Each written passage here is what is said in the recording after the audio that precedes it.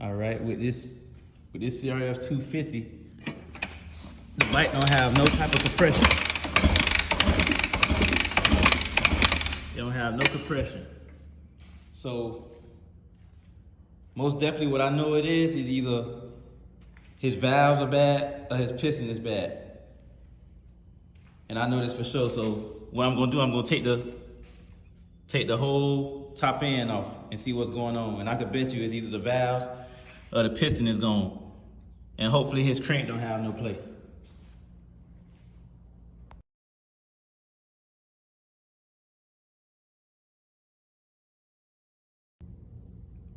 Now the first thing I see when I took the cam cover off is that his valves is definitely like dropped. Like his valves is dropped. Yeah, so, and then even like his cam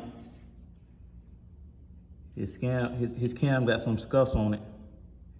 So he definitely gonna need a new cam too.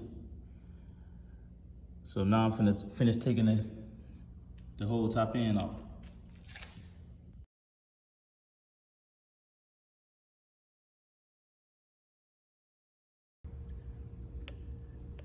So the crank's still good, still perfect. The crank don't have no type of play. Yeah, the crank's still perfect.